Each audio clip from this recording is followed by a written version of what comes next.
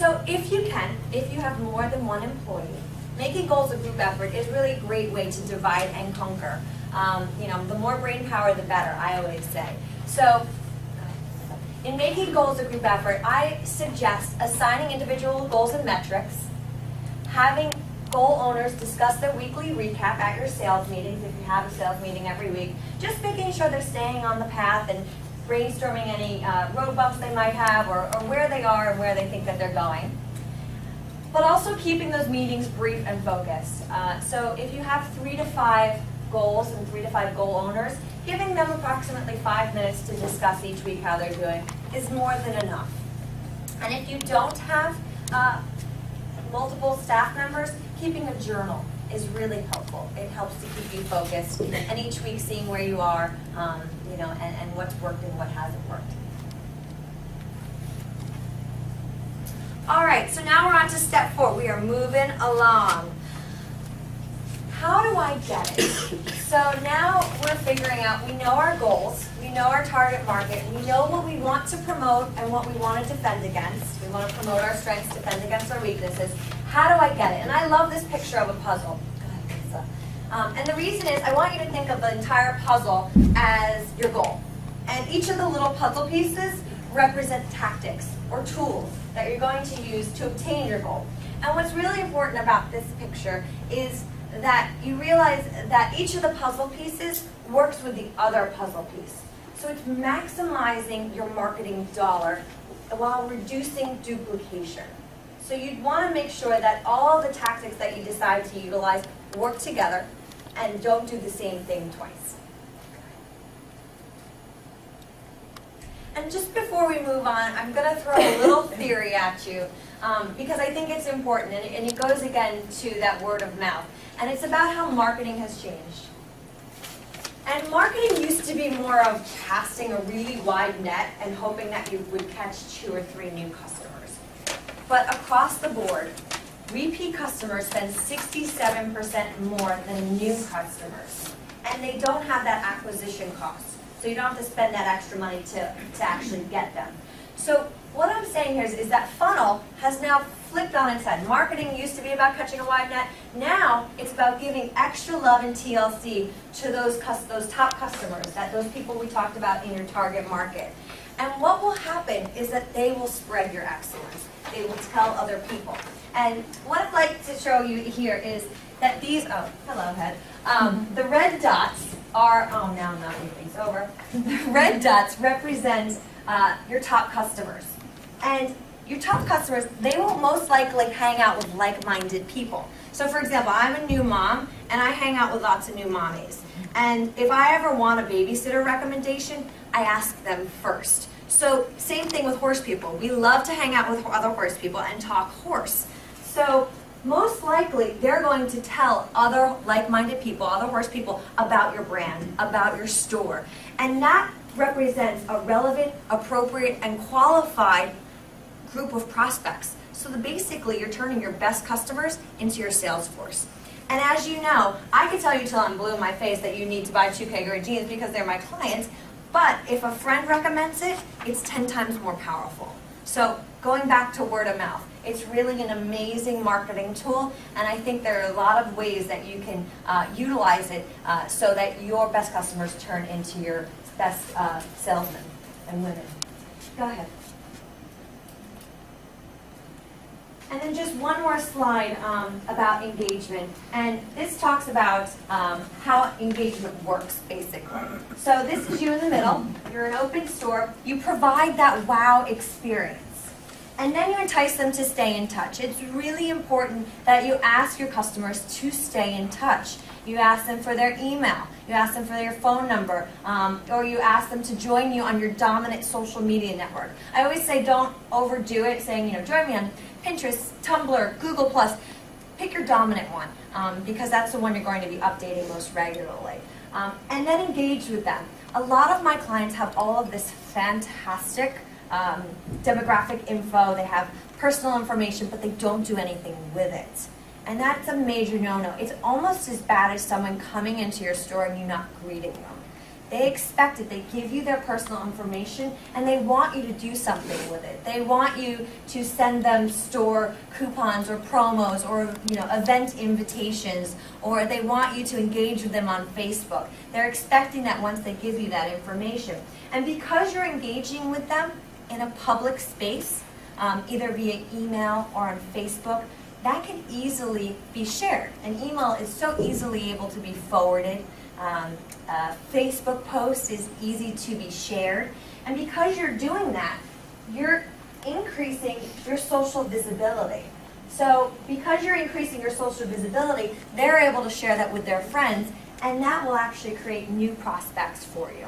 So this is just kind of how engagement marketing works, kind of going hand in hand with working with your best customers.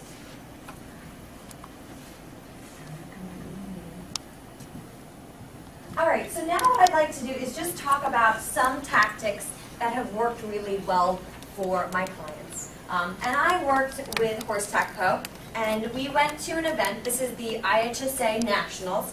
And what we did was we made that sponsorship work for us. We didn't just throw money at the sponsorship and we're like, hey, here's the banner, have a good time.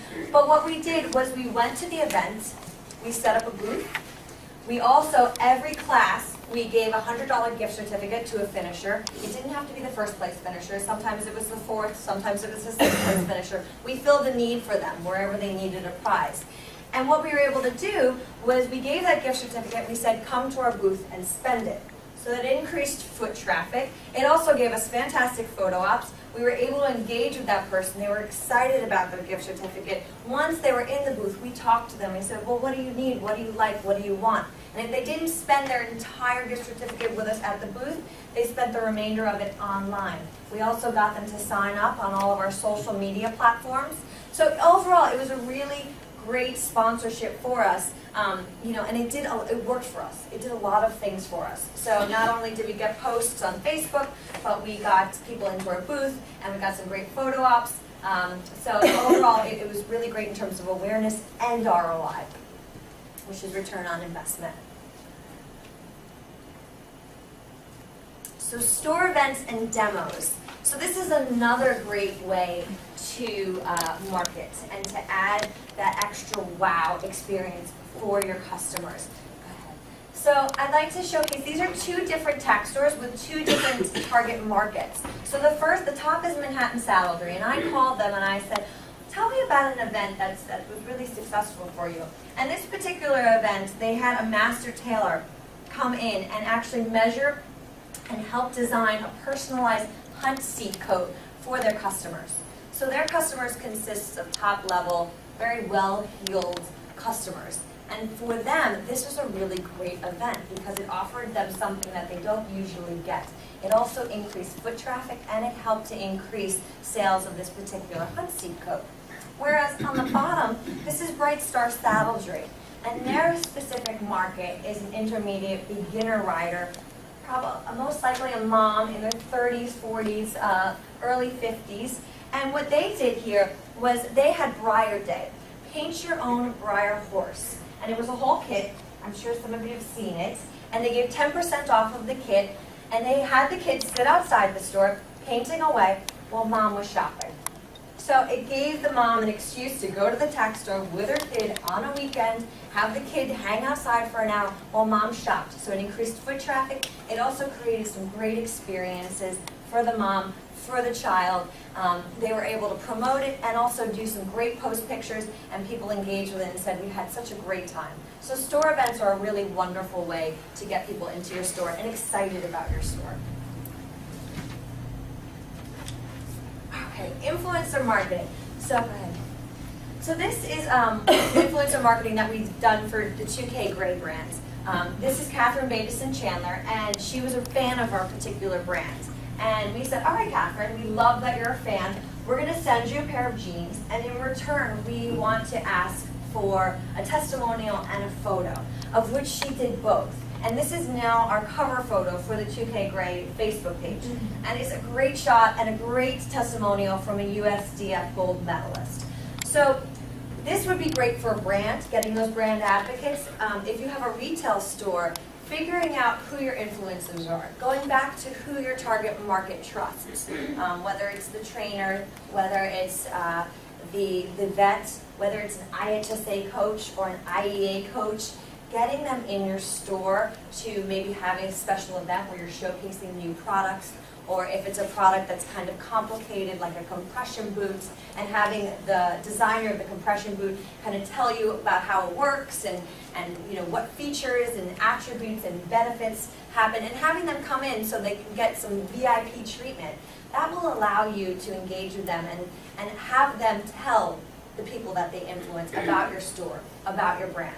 I used to be the marketing manager for Dylan's Candy Bar, and what we would do, yes, a lot of candy consumption.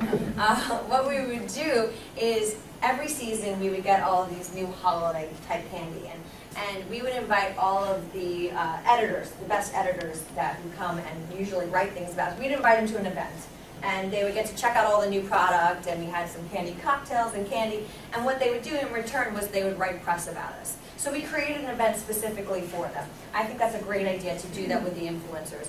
Or even to go to their barn to help them with a sponsorship. Sponsoring your influencers events is a great tactic. Sponsoring a schooling show, taking your mobile unit to a schooling show, it makes the show feel bigger. And it also shows that you're interested in that influencer and you want to help them help you. Okay, local SEO, webpage, and Google Ads click to call. I know it's a lot on one slide. Local SEO, so if you don't have an influencer telling your target market where to go, where to shop, most likely your customer is going to find you online. So at a minimum, claiming your Google page is the least you should do. If you haven't done so already, it's not a difficult process. Basically what you're doing is you're telling Google that you exist. And it's a description, an address, a phone number, and your hours, and there's any reviews if people have reviewed your page. Additionally, a web page. It's becoming a must-have at this point, even if it's just a splash page, which is a single-page web page. I had never created a web page before. It's just not my forte. But I said, you know what? I have to figure out how to do this. I spent 5 hours working on WordPress, and I created a multi-page web page. I'm not tech savvy, but I was able to do it. And I actually was able to do it. I YouTubed how to create a WordPress page. I watched the entire YouTube, and then I created the WordPress page by basically rewatching it and stopping every couple minutes, doing what they told me to do, going back, doing what they told. So it is possible to create your own web page, and if you can't, there are web page creators that will do it for you at a minimum of about $1,500. Also, click to call. People are lazy. If they want to call you, they're usually on their way to you or interested in coming and visiting you. And if they want to call you to figure out your hours, or they want to call you to figure out if you have a new product, and then they have to actually write down your number and then press it in your phone, you might lose them. Because most people don't have a pen on them, or they're not going to memorize the number. They want to be able to just click a button and have it make that phone call. So looking at your hyperlinks and making sure that they're click-to-call accessible is a way to just increase that buying process so that it's one less step for that customer to take.